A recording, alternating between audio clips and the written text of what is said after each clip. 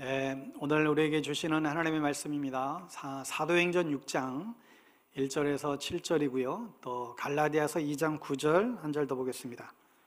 신약성경 195면 사도행전 6장 1절에서 7절 말씀이고요. 또 갈라디아서 고린도 전후서 뒤에 갈라디아서 2장 9절 303페이지 우리 손으로 좀 체크하시고, 우리 찾으셨으면 자리에서 일어나셔서 우리 사도행전 6장부터 1절부터 제가 교독하였습니다.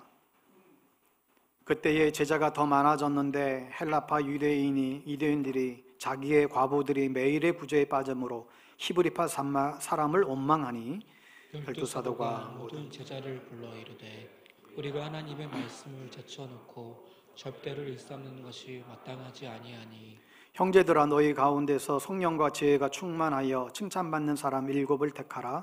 우리가 이 일을 그들에게 맡기고 우리는 오로지 기도하는 일과 말씀 사역에 쓰리라 하니, 온 무리가 이 말을 기뻐하여 믿음과 성령이 충만한 사람 스데반과 또 빌립과 브로고로와 니가노르와 디몬과 바메나와 유대교에 입교했던 안디옥 사람 니골라를 택하여 사람들에게 세우니 사도들이 기도하고 그들에게 안수하니라. 7절 같이 읽습니다.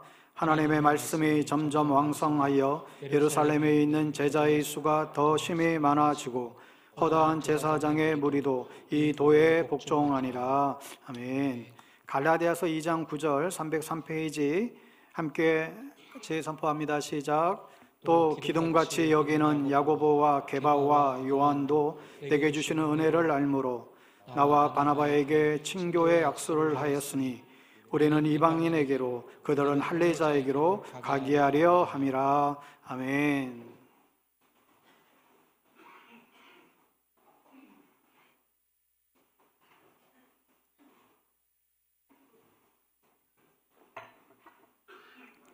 마이크 조금만 올려주시겠어요?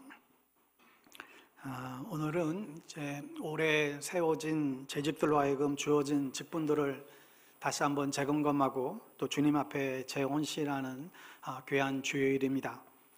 여러분, 보험도 만기가 되면 다시 갱신하지 않으면 소멸되듯이 우리가 받았던 직분을 다시 한번 환기시키고 이것을 또 업그레이드하고 그렇게 갱신함으로 더 주님 앞에 충성된 종으로 쓰임 받아야 할 줄 믿습니다. 주님의 교회는 그냥 세워지는 것이 아니라 사도들과 선지자들의 터 위에 세워졌고 우리 주 예수 그리스도께서 친히 모퉁이 돌이 되어 주셨습니다. 그런데 교회는 반드시 기둥이 필요합니다. 반석 위에 든든히 교회를 세워감에 있어서 이제 기둥이 필요하다는 거예요. 초대교회에서는 야고보와 게바, 베드로, 요한이 기둥 같은 존재로 여겨졌습니다. 그리하여 하나님의 몸된 교회를 세워감에 있어서 각각의 직분으로 부르심을 받는 것은 너무나도 소중하고 귀한 일이죠. 여러분 모두가 든든한 기둥같이 교회에 없어서는 안 될 소중한 사람들 다 될 수 있게 되기를 바랍니다. 여러분, 교회가 커질수록 기둥은 더 많이 필요하겠지요. 빛이 파라솔은 기둥 하나만 있어도 파라솔은 견딜 수 있습니다. 온두막은 기둥 한 4개 정도만 있어도 온두막을 세울 수 있겠지요. 우리 교회가 앞으로 교회를 든든히 견고하게 세워가기 위해서는 더 많은 기둥들이 우리에게 필요하다 생각합니다. 여러분, 그런데 아무나 기둥이 되는 게 아니죠. 나무를 생각할 때에 아무 나무나 기둥으로 쓰이지 아니하고 특별히 선택된 나무들을 기둥으로 사용되어지죠. 여러분, 기둥들 중에 삐딱한 나무들, 막 휘어진 나무들 절대로 기둥으로 쓸 수가 없지요. 똑 바른 나무만 기둥으로 사용되어지게 됩니다. 오늘 모든 재직들과 성도님들은 신앙생활을 삐딱하게 하지 마시고 똑바르게 신앙생활 하시기를 바랍니다. 그리고 절대로 가지가 많은 나무는 기둥으로 사용할 수가 없어요. 기둥은 불필요한 가지들, 장가지들을 다 잘라내고 매끈하게 세워진 그 기둥만 기둥으로 쓸모가 있게 되죠. 여러분, 우리의 인생도 가지치기가 필요합니다. 가지치기를 하지 않으면 과일 열매도 아름다운 열매를 맺을 수가 없잖아요. 신앙생활도 그렇습니다. 하나님이 기뻐하시는 일에 우리가 올인을 하려면 우리가 이제 그 필요치 않은 불필요한 행위들을 죄다 다 그걸 솎아내야 크고 아름다운 열매를 맺듯이 우리의 삶의 가지치기가 반드시 필요하다는 것이죠. 대표적으로 세 가지의 가지치기를 권면합니다. 첫째는 삶의 가지치기를 여러분 하십시오. 내 삶의 가지치기가 필요하다는 거예요. 내 삶에 정신없이 세상의 성공과 출세를 위해서 모든 시간과 에너지를 다 쏟아내고 바쁘게 살아가는 그런 모습들을 여러분 쓰레기통에 그것을 버리지 않게 되면 우리는 사실 결코 예수님의 제자가 될 수 없습니다. 교회 안에서도 세속적인 축복을 꿈꾸는 사람들이 많습니다. 한 발은 세상에, 한 발은 또 교회에 얹혀놓은 채 이중적인 삶을 하면서 가지치기를 하지 않는다라고 한다면 여러분은 어떻게 하나님 앞에 올바른 제자로 쓰임 받을 수 있을까요? 두 번째로 내 안에 종교적인 행위들도 가지치기를 해야 됩니다.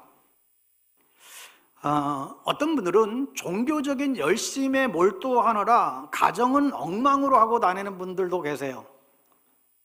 남편과 아이들은 엄마를 본 적이 오래되었고 빨랫감은 세탁기 안에서 더 이상 쌓을 곳이 없어서 화장실 바닥에 막 차고 넘치고 있고 집안은 언제 청소해 놓았는지 아주 그냥 돼지우리처럼 지저분한 채로 그렇게 놓여 있는 것도 있습니다. 잘못된 신앙생활을 하는 거죠. 균형이 중요한 거죠. 여러분, 가정을 교회처럼 잘 돌보셔야만 합니다. 저희 교회는 가능한 한 모든 모임들을 줄이려고 애쓰는데 교회에서 사실 봉사하는 시간이 길어질수록 가정과 직장일을 소홀히 할 수 있는 그런 위험성이 있기 때문에 그렇습니다. 그래서 교회를 섬기는 것과 가정생활과 직장생활이 균형을 이루도록 해야 한다. 여러분은 복음서에 마르다와 마리아 기억하시죠? 나사로의 누이 마르다와 마리아. 여러분 목회자들은 마르다를 좋아할까요? 마리아를 좋아할까요? 대부분의 목사님들은 마르다를 좋아합니다. 열심히 와서 자기를 도와주고 열심히 일해주는 사람 다 마르다를 찾아요. 여러분, 그러나 교회에 오는 시간이 많은 게 결코 하나님 기뻐하시는 믿음이라고 성경은 가르치지 않아요. 하나님이 가장 기뻐하시는 신앙 행위는 기도와 말씀으로 주님과 깊은 친밀한 교제 가운데 나아가는 거예요. 주님과의 친밀한 교제, 주님과의 친밀한 관계 없이 하는 모든 행동은 종교 행위에 그칠 수가 있습니다. 그러므로 여러분이 하나님 만나는 일을 제외하고 형식적인 어떤 예배나 신앙 행위들은 가지치기를 해야 한다는 거예요. 여러분, 이게 안 되면 열심히 교회 마당들은 밟고 있는 것 같은데 하나님을 만나지 않음으로 인해서 무기력하고 무능력한 신앙생활에 놓이게 될 위험성들이 있습니다. 세 번째로 중요한 가지치기는 생각의 가지치기가 필요합니다. 누가복음 8장 14절 말씀을 한번 읽어볼게요. 같이 읽습니다. 가시떨기에 떨어졌다는 것은 말씀을 들은 자이나 지내는 중 이생의 염려와 재물의 향락에 기운이 막혀 온전히 결실하지 못하는 자요. 여기 씨 뿌리는 비유의 말씀처럼 아무리 내 안에 하나님의 강력한 말씀이 떨어진다 할지라도 내 안에 쓰레기로 가득 차 있으면 그 말씀이 뿌리를 내리지 못하게 되겠죠. 그러니까 내 안에 있는 좋지 않은 생각들, 독단적인 생각들, 부정적인 생각들, 우울한 생각들, 우리를 혼미케 하는 그런 생각들이 내 마음에 뿌리를 내리지 못하도록 가지치기를 해야 된다는 거죠. 여러분, 생각은 우리 마음 안에서 일어나는 작용이잖아요. 근데 이 생각은 하나님이 넣어준 것이거나 아니면 사단의 귀신이 넣어준 것이거나 둘 중에 하나예요. 그러므로 내 안에 하나님의 뜻이 아니라 자신의 욕심을 채우고 세속적인 욕망을 바라는 것이라고 한다면 그것은 틀림없이 악한 영이 우리에게 넣어준 생각일 것입니다.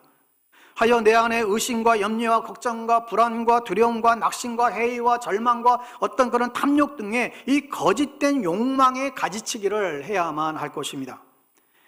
여러분의 삶 속에 가지치기가 필요한 부분들은 속히 가지치기를 정리하시고 여러분의 우선순위가 하나님 나라와 그의 의를 구하는 아름다운 인생 되시기를 바랍니다. 그리하여 오늘 여러분들이 교회의 기둥 같은 존재로 세워지고 하나님 앞에 섰을 때에 착하고 충성된 종이다, 그렇게 칭찬받게 되기를 바랍니다. 오늘 읽은 사도행전의 본문은 여러분 잘 아시는 내용이죠. 오늘 6장 1절에 시작하면서 그때에 제자들이 많아졌다라고 기록합니다. 제자들이 많아졌다, 부흥한 것이죠. 그런데 언제나 어디든 사람들이 많으면 문제가 생기기 시작합니다. 갈등들이 이제 조장이 됩니다. 우리가 그렇게 이상화하는 초대교회도 사람들이 많이 몰려들면서 분열과 갈등이 일어났어요. 놀랍게도 히브리파 유대인과 헬라파 유대인 사이의 갈등이었습니다. 여러분, 원래 이스라엘 백성들은 하나님의 뜻에 따라 살아야 되는 그런 선민이었잖아요. 그런데 그들이 하나님을 거역하고 살다 보니까 차례로 북이스라엘은 BC 722년에 아수르에게 멸망해서 고대 근동으로 포로로 끌려갔습니다. 그리고 좀 있어서 남유다도 BC 586년에 바벨론 제국에게 멸망당하고 그 많은 유대인들이 포로로 끌려가서 그 당시 고대 근동의 세계에 각각에 흩어져서 그렇게 살게 되었지요. 이 흩어진 유대인들을 가리켜서 우리는 디아스포라 유대인들이다, 그렇게 흔히 얘기를 하게 됩니다. 그런데 이 이스라엘 백성들은 신앙인으로서의 어떤 정체성을 가지고 사는 게 너무나 중요하기 때문에 그들은 늘 모여서 삽니다. 특별히 회당을 중심으로 모여서 신앙교육, 특별히 하나님의 말씀인 히브리어로 된 이 토라, 이 율법을 그들은 늘 읽게 하는 게 중요했지요. 그런데 문제는 이 자녀들의 아이들이 살아가는 그 고대 근동의 문화는 헬라 문화권이었어요. 집에서 아무리 히브리어로 된 성경을 아이들에게 읽고 가르치고 그랬는데 이 헬라 문화권의 친구들과 어울리다 보니까 점차 유일신 하나님에 대한 신앙들이 잘 새겨지지 않는 거예요. 그러다 보니 몇몇의 유대인들이 아이들의 신앙 교육을 위해서라도 우리가 다시금 헬라 지역을 떠나서 고국으로 돌아가야겠다. 그래서 고국으로 돌아가게 되는데 이 사람들을 일컬어서 헬라파 유대인이다, 그렇게 호칭을 부릅니다. 여러분 이해가 좀 되십니까? 그래서 이 헬라파 유대인들의 특징은 언어적으로 헬라어에 능통하고 헬라권 문화들을 잘 이해하고 있었어요. 반면에 이 고국에 있었던 히브리파 유대인들은 이스라엘 땅에 계속 남았던 아주 전통적인 정통 히브리 유대인들이었습니다. 그래서 아무래도 그들은 히브리 문화와 언어에 익숙했을 것입니다. 자, 이런 배경 속에서 이 초대교회 안에 히브리파 유대인과 헬라파 유대인들이 교회 안에 섞여서 지금 같이 이제 지내게 된 것입니다. 누가 다수파였을까요? 당연히 그 본토에 있었던 히브리파 유대인들이 다수를 차지하고 있었고 헬라파 유대인들은 이제 다시금 나중에 들어왔기 때문에 이제 소수의 사람들이었죠. 그런데 오늘 1절에 보니까 이 헬라파 유대인 과부들이 구제에서 자꾸 빠지는 거예요. 쉽게 설명하면 교회에서 밥을 먹는데 반찬이 남았어요. 우리 교회 같으면 부엌을 총 담당하시는 우리 봉사부장 김매희 집사님이 남은 반찬들 그렇게 막 집사님들, 권사님들 이렇게 좀 나눠줍니다. 그런데 나눠주는데 죄다 히브리파 사람들만 나눠주는 거예요. 김치가 남았는데 헬라파 유대인들에게는 전혀 주지 않고 히브리파 유대인들만 다 나눠주는 거예요. 여러분 이렇게 되면 어떻습니까? 헬라파 사람들 입장에서는 기분이 나빠요, 안 나빠요? 기분이 나쁘는 거예요. 그래서 원망과 불평이 생겨난 것이죠. 이런 것을 보고 이제 사도들이 이래서 더 이상 안 되겠다 싶어서 2절에 보면 모든 제자를 불러 이르되 우리가 하나님의 말씀을 제쳐놓고 접대를 일삼는 것이 마땅치 아니하니 형제들아 너희 가운데서 성령과 지혜가 충만하여 칭찬받는 사람 7을 택하라. 그렇게 해서 초대교회에 처음 집사가 세워지게 됩니다. 그래서 이렇게 남들을 돕고 구제하는 것은 집사님들에게 맡기고 목회자는 오로지 기도하는 일과 말씀 전하는 일에 힘쓰리라. 여러분 목회자에게 있어서 가장 중요한 일은 말씀을 준비하는 일입니다. 신방도 필요하고 구제사역도 필요하고 여러 가지 교회가 해야 될 일이 많지만 목회자가 말씀 준비를 하는 것, 설교를 준비하는 일을 최우선순위로 하지 않으면 그것은 직무유기예요. 밥은 안 먹어도 말씀 준비는 해야 됩니다. 잠은 안 자더라도 말씀 준비는 해야 됩니다. 말씀 준비는 사실 끝이 없어요. 단 위에 오르기까지 주님의 음성을 들어야 합니다. 교회의 가장 큰 비전은 하나님 말씀이 선포되는 거예요. 그 어떤 사역보다도 중요합니다. 그런데 이것을 경히 여기는 사람들이 많습니다. 그 목사님 말씀 준비하는 거 얼마나 그 오래 걸린다고 저렇게 그냥 바둥거리나. 말씀 준비하는 것을 우습게 여길 수 있습니다. 심지어 대충 하라고까지 얘기합니다. 그거 대충 하세요, 대충. 여러분, 그러나 교회가, 목회자가 말씀 사역에 전념할 때만 참된 부흥은 일어나기 마련이죠. 여러분, 제가 만약에 골프나 치러 다니고 놀러나 다니면 되겠습니까? 7절을 보세요. 7절 같이 한번 읽습니다. 7절 다시 한번 읽죠. 시작. 하나님의 말씀이 점점 왕성하여 예루살렘에 있는 제자의 수가 더 심히 많아지고 허다한 제사장의 무리도 이 도에 복종하니라. 교회의 부흥은 교회의 우선순위, 목회자의 우선순위가 재정립될 때 일어나요. 말씀이 우선될 때 교회는 부흥합니다. 교회가 구제사역 여러 가지를 힘써야 되지만 그것보다도 말씀 사역이 훨씬 더 우선이에요. 그래서 그렇게 해서 7 집사님들을 안수하여 이제 세운 것이죠.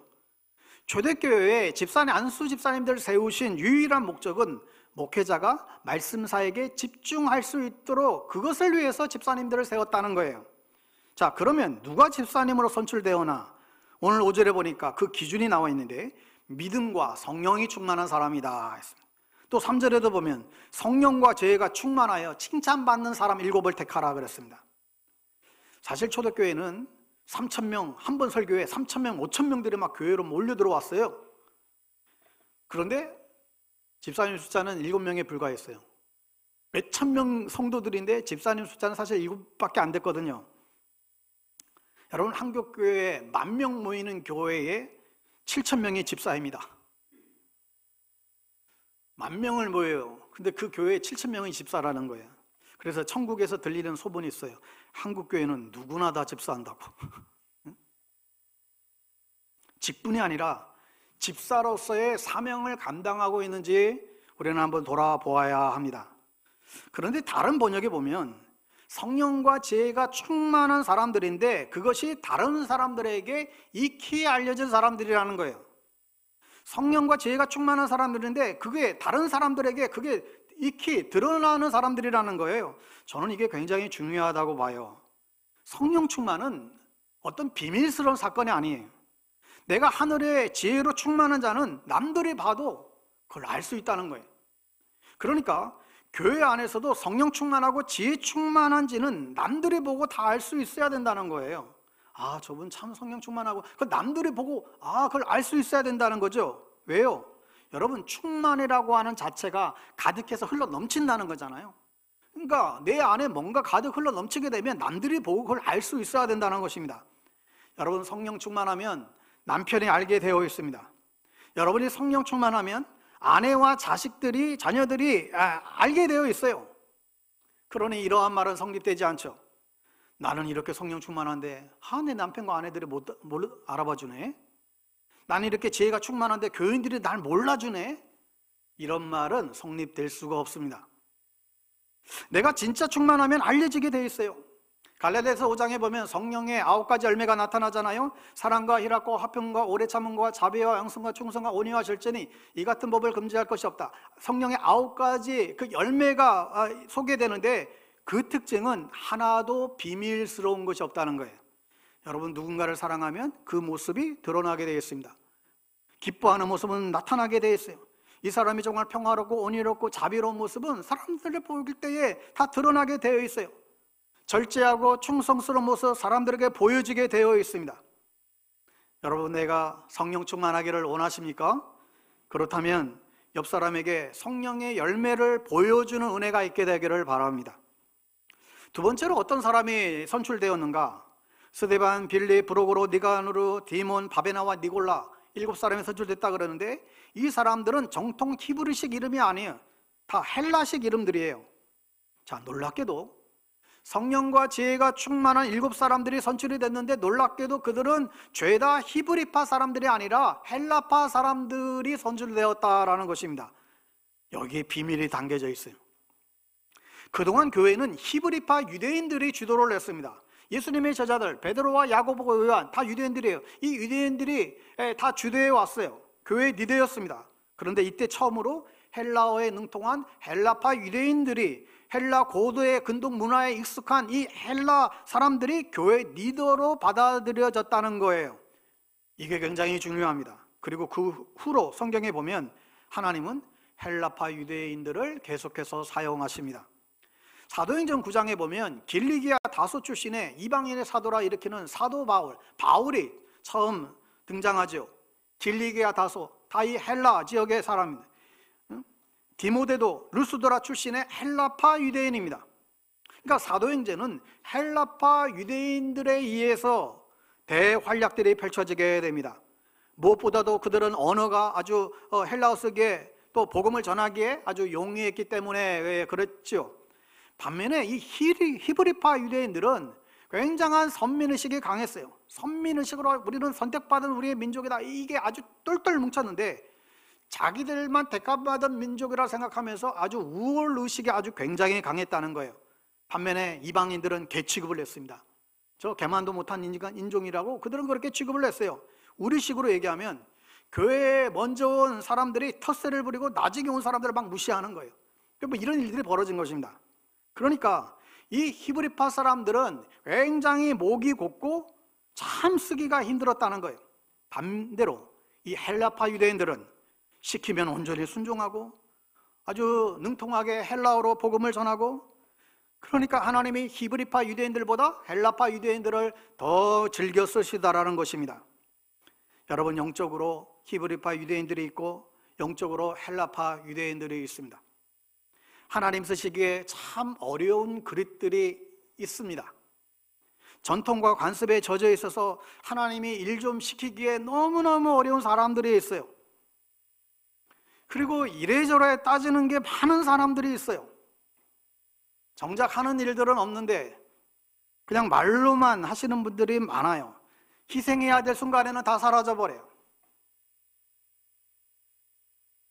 그러나 이 헬라파 유대인들은 하나님이 하자면 그냥 가는 사람들이에요. 여러분, 담임 목사는 이 교회의 영적인 리더로 하나님이 세우셨잖아요.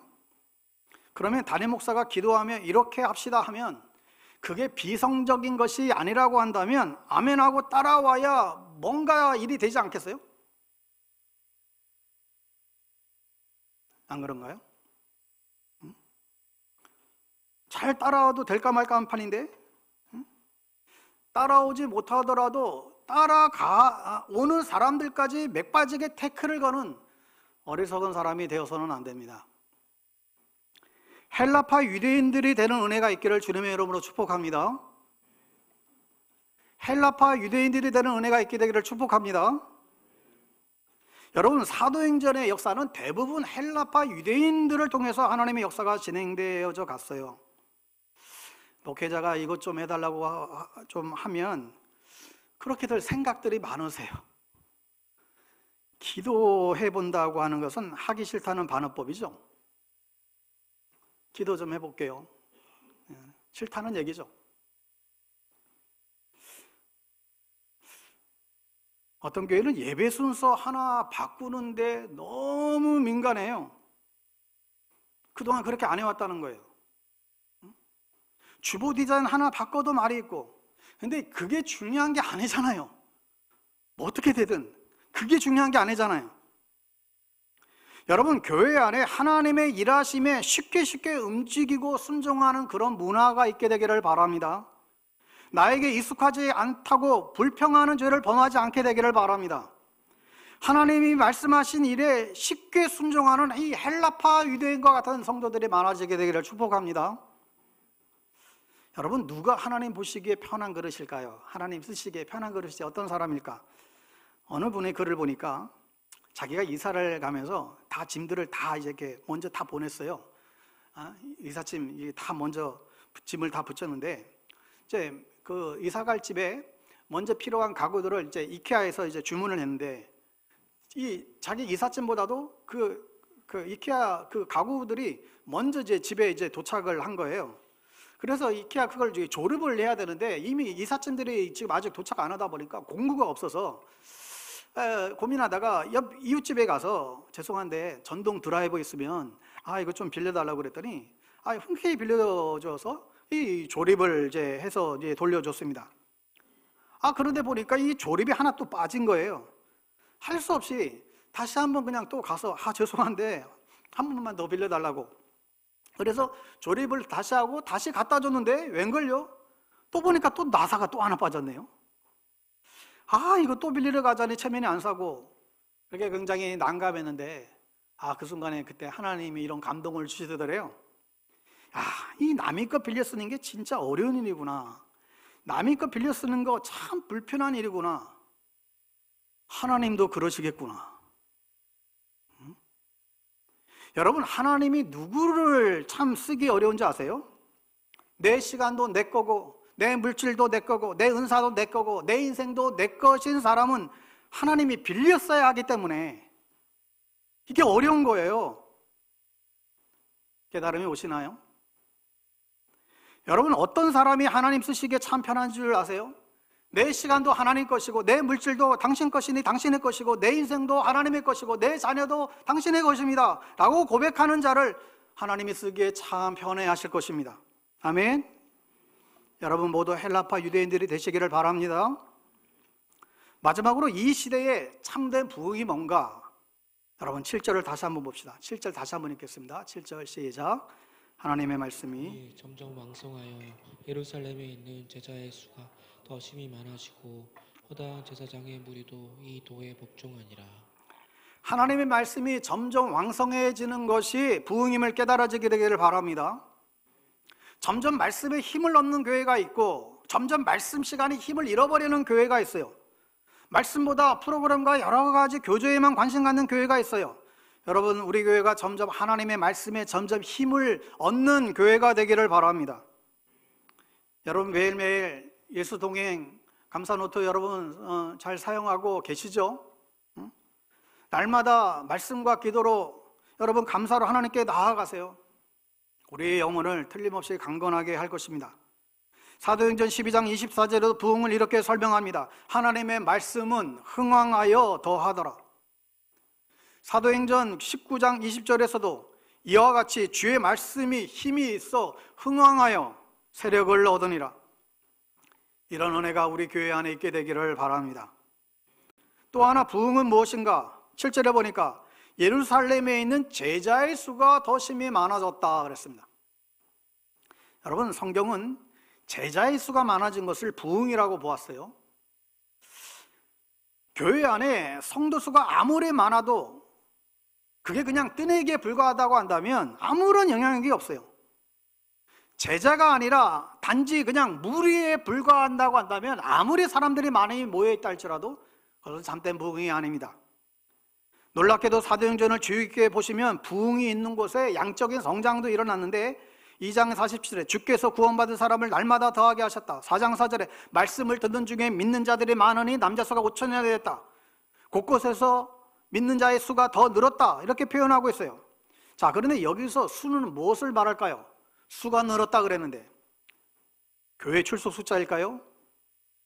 모인 사람이 숫자가 늘었다고 이 표현을 한 것일까요? 아니에요. 제자의 수예요. 제자의 수가 많아진 것이 참된 부흥이라는 거예요. 예배 숫자가 많아진 것이 부흥이 아니고 제자가 아니었던 이들이 제자가 된 것이 부흥이에요. 무리에서 제자로 바뀐 것이 부흥이라는 거예요. 여러분, 313년 로마 콘스탄틴 대제 때 기독교가 정식 국가 종교로 공인이 되었습니다. 밀라노 칙령으로 그게 됐죠. 박해받았던 기독교가 이제 세상에 이제 전면적으로 또는 로마의 정식 종교 또 황제의 종교가 되었습니다. 이때 교회에 사람들이 쏟아져 들어왔습니다. 교회마다 사람들이 막 밀려오기를 시작했어요. 그런데 교회 역사는 한 번도 그때를 부흥이라고 부르지 않았습니다. 왜요? 제자의 수가 늘어난 게 아니라 그저 출석수만 늘어난 것이기 때문에. 마치 오늘날 우리도 뭐 강남권이긴 하지만 강남에 가장 기독교인들이 많다고 하는데 그 이유가 그래도 사람들을 보니까 가장 세련된 종교는 기독교인 것 같아. 그래도 교회 다니는 사람들이 제일 세련되어 있고 또 잘 사는 것 같고, 여러분 그런 의미에서 이 강남의 부자들이 교회에 사실 많이 와요. 그들에게 맞춘 그런 교회들도 많이 있죠. 여러분, 그러나 제자의 숫자가 늘어난 것이 부흥입니다. 그래서 설령 모이는 숫자가 늘지 않다 할지라도 그들이 무리해서 제자로 바뀌면 그게 부흥입니다. 예배자가 아니었던 사람들이 그냥 형식적으로 그냥 몸만 왔다 갔다 했던 그런 사람들이 이제 정말로 예배자로 변하게 되면 그게 부흥이라는 거예요. 소록도 애양원에 누가 새로운 신자가 오겠습니까? 다들 나병 환자들밖에 없어요. 그러나 그곳에도 부흥은 가능합니다. 교회에만 출석했던 사람들이 이제 정말 예배를 통해서 하나님을 만나고 나서 예배자로 되고 제자가 되고, 그게 부흥인 것이죠. 우리 교회에 부흥이 있기를 소망합니다. 이게 하나님의 소원이에요. 우리 교회 출석이 많아지는 것을 떠나서 제자의 숫자가 많아지게 되기를 진심으로 바랍니다. 또 하나 부흥이 무엇입니까? 제사장의 무리가 이 도에 복종하니라. 제사장이 누굴까요? 유대교회의 가장 핵심 인물들이고 가장 예수님을 대적했던 그런 사람들이 이 제사장이에요.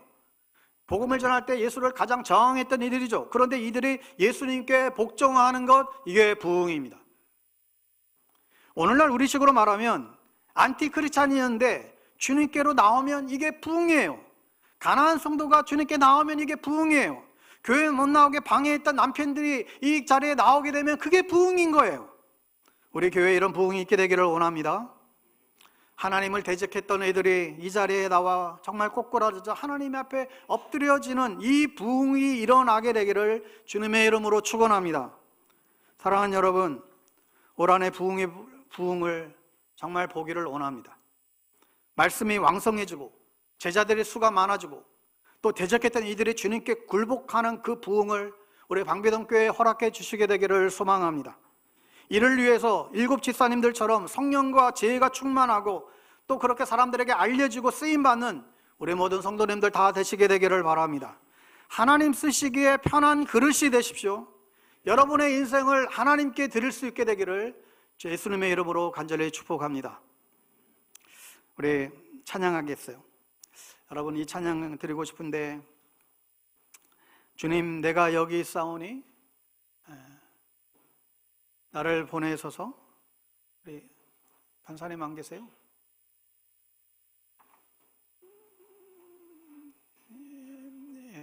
우리 현택 집사님 도와주세요. 주님 내가 여기 있사오니 나를 보내소서. 나의 맘도 나의 몸도 주님께 드리오니 나를 편하게 사용해 주십시오. 주님 앞에 쓰임받는 인생 되게 해달라고 이렇게 수많은 마음으로 이 찬양 드리겠습니다.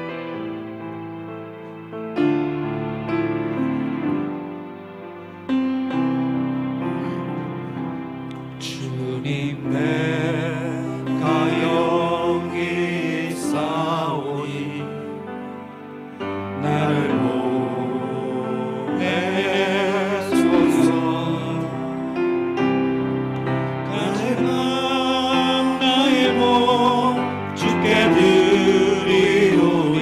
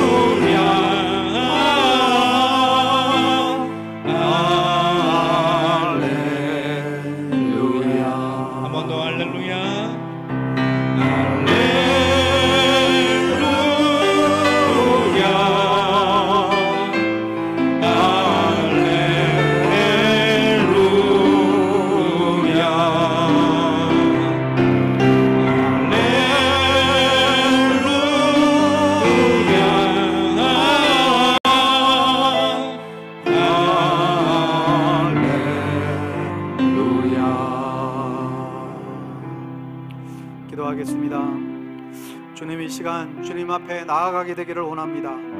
나의 몸도 나의 마음도 주님께 드리기를 원합니다. 어두운 내 영혼에 정말 주님의 말씀의 빛을 하나님 허락해 주셔서 다시 한번 이 말씀으로 새 힘을 얻는 부흥이 하나님 우리 심령들 가운데 하나님 일어나게 되기를 원합니다. 제자의 수가 많아지게 되기를 원합니다. 예배자의 수가 많아지게 되기를 원합니다. 대적했던 일들이 주님 앞에 돌아오는 일들이 많아지게 되기를 원합니다. 하나님, 우리가 참되 부흥을 소망하오니 우리 방배동 교회 안에 진정한 부흥을 주님 허락하여 주시옵소서.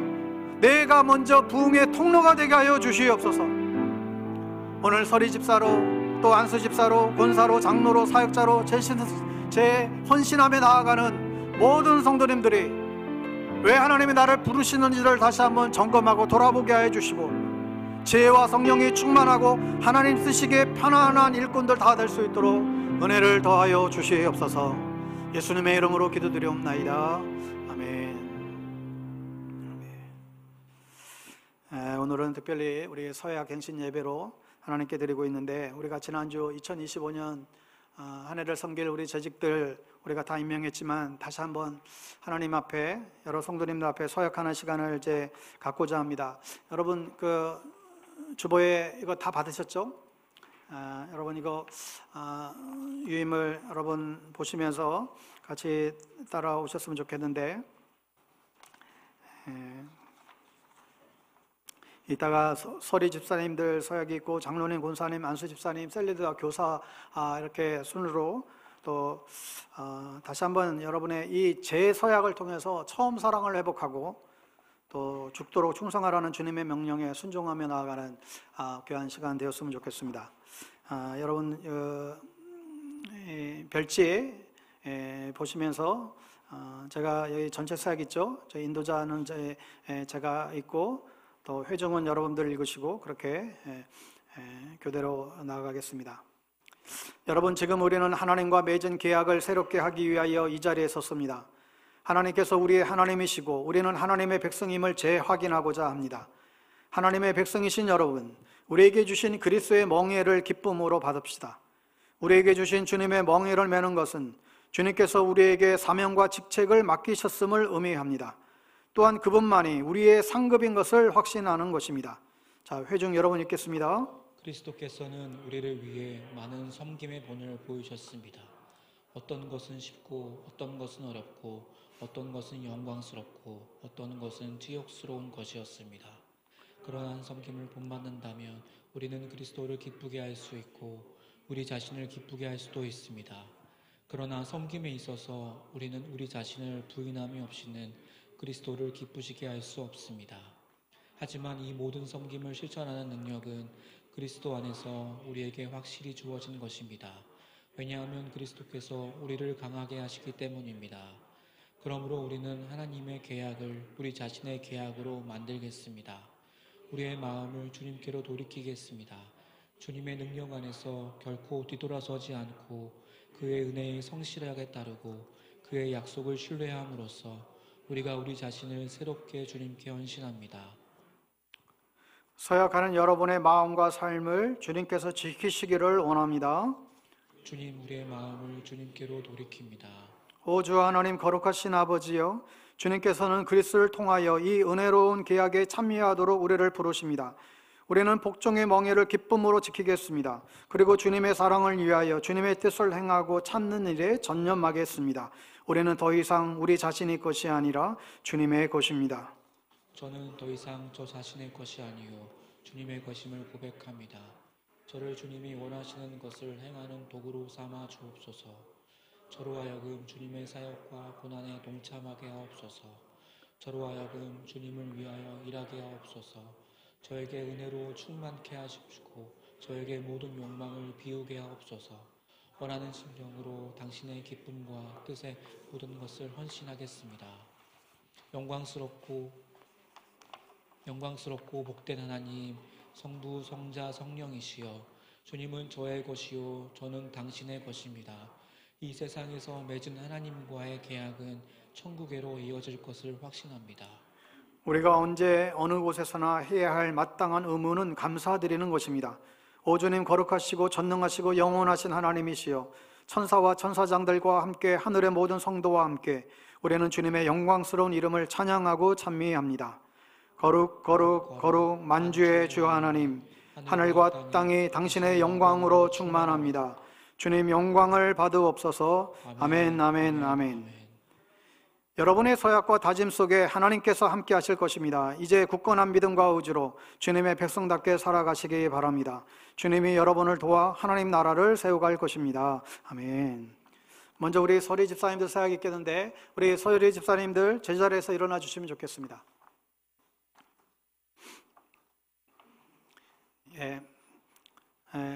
우리 대표로 한번 마이크 드시고 우리 함께 서리 집사 서약하면 1번부터 같이 읽겠습니다. 시작. 그리고 긴 연관 생활을 통하여 영적 성장에 힘쓰며 하나님께서 기뻐하시는 삶을 살겠습니다. 둘, 나는 방배동 교회 신앙 공동체를 통하여 믿음과 소망과 사랑을 나누며 교회의 몸된 지체로서 주께서 주신 의무들을 성실히 수행해 나가겠습니다. 3.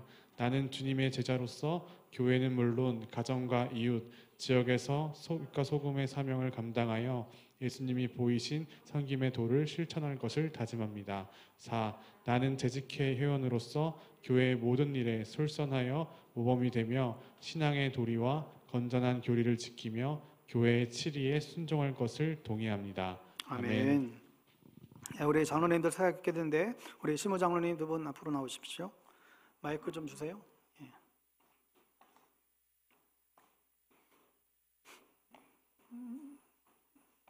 예, 우리 두 분 장로님도 우리 이 별치 보시면서 우리 헌신서약 다시 한번 하겠습니다.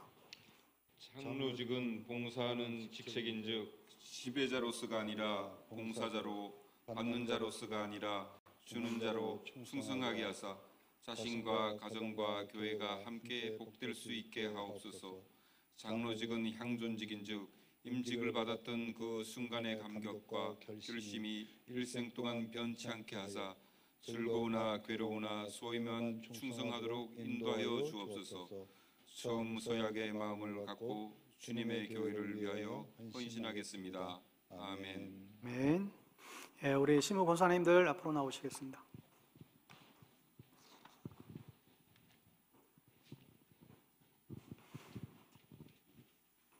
예, 마이크 같이. 예, 우리 시무 권사님들 서약합니다.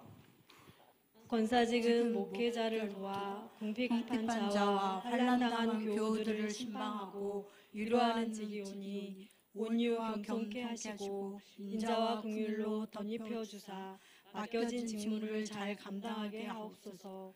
권사직은 교회의 덕을 세우며 교회의 화평을 도모하는 데 힘써야 하는 직이오니 자신을 주님께 드리며 그리스도의 사랑의 화신이 되게 하시고 화목케 하신 주님의 분부하심을 몸소 실천하게 하여 주옵소서. 처음 사랑의 마음을 갖고 주님과 교회를 위하여 헌신하겠습니다. 아멘. 아멘. 예, 우리 안수 집사님들 나오시겠습니다.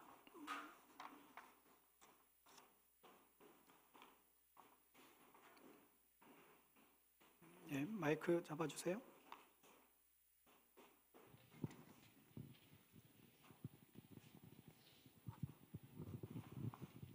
예, 우리 안수 집사님들 생각합니다. 집사의 직분은 하나님이 주신 중요한 직분으로 사람의 힘만으로는 감당할 수 없사오니 위로부터 새로운 힘과 은혜를 내려주셔서 이 직책을 잘 감당하도록 역사하여 주옵소서. 집사의 직분은 봉사하는 직책이오니 사랑하는 교우들의 지배자로서가 아니라 봉사자로, 받는 자로서가 아니라 주는 자로 충성하게 하사 자신과 가정과 교회가 함께 복되게 하옵소서. 처음 서약의 마음을 갖고 주님의 교회를 위하여 헌신하겠습니다. 아멘. 아멘. 예, 감사합니다. 우리 셀 리더분들 나오겠습니다. 올해 셀 리더분들. 예, 우리 허진 박명희 집사님, 주정진 권사님, 김영성 권사님, 장조수 권사님, 고명숙 권사님, 송은혜 집사님, 차혜진 집사님. 예. 우리 셀 리더분들 서약과 또 기도의 내용 함께 고백합니다. 시작. 셀 리더는 주님의 사랑과 말씀으로 영혼을 섬기는 봉사직입니다. 이에 저는 교회의 셀 리더로서 교우들에게 친절과 사랑으로 대하고 인내와 성실과 양보로 덕을 세우려 애쓰겠습니다. 먼저 내 삶을 인도하시고 책임져 주시는 주님을 의지하여 주님의 뜻을 구하는 일에 힘쓰며 모임에 위해 성실하게 준비하고 화목하고 신실한 믿음의 공동체가 되도록 힘을 다하겠습니다. 주님께서 도와주시고 성령의 은총을 더하셔서 사도행전의 처음 공동체와 같은 아름다운 모임을 이루게 하여 주시옵소서. 주님의 말씀을 늘 마음에 두고 맡겨진 역할을 소중히 여기고 바른 자세와 모습으로 행하도록 힘이 되어 주시길 기도합니다. 저를 통해 셀교회가 하나님 나라의 기쁨과 복이 가득하도록 주님께서 힘이 되어 주옵소서. 아멘. 아멘. 감사합니다. 우리 교사 서약이 있는데 우리 부장 집사님 나와주시면 좋겠습니다. 우리 유치 영화 부장.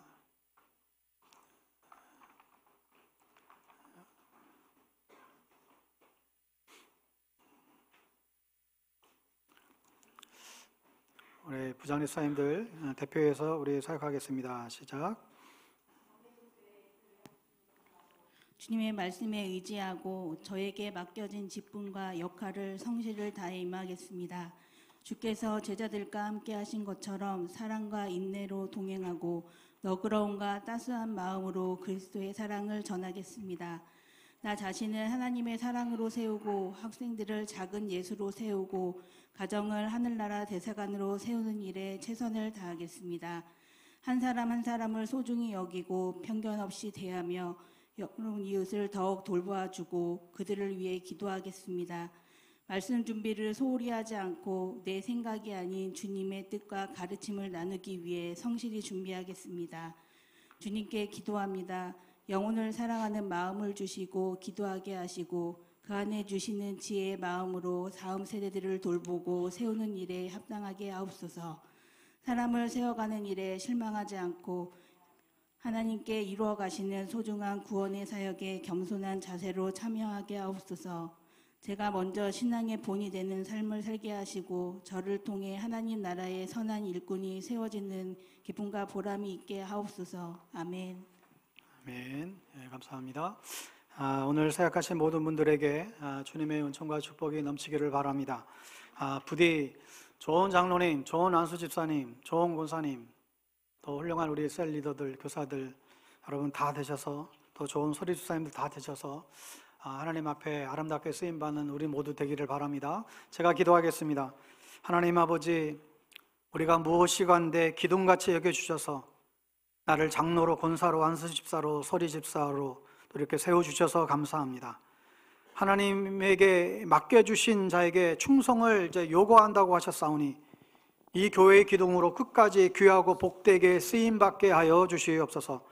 하나님이 세우신 교회를 더 귀하게 여기게 하시고 주신 사명을 끝까지 감당하게 하여 주옵소서.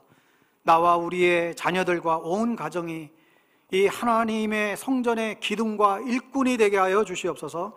성령과 지혜가 충만하여 하나님 쓰시기에 편한 그릇들 다 되어 올 한 해를 살아가는 동안 하나님과 정말 친밀하게 교제하며 하나님과 호흡하며 영광스러운 하나님의 작품을 만들어내는 우리 모두가 될 수 있도록 은혜를 더하여 주시옵소서.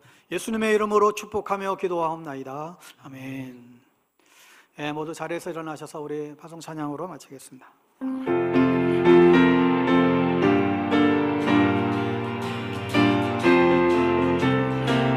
귀하신 친구 내게 계시니 주 안에 늘 기쁘다. 그 피가 내 죄 씻으셨으니 주 안에 늘 기쁘다. 나 주 안에 늘 기쁘다. 나 주 안에 늘 기쁘다. 주 나와 늘 동행하시니 나 주 안에 늘 기쁘다. 주 내 짐 대신 지시었으니 나 주 안에 늘 기쁘다.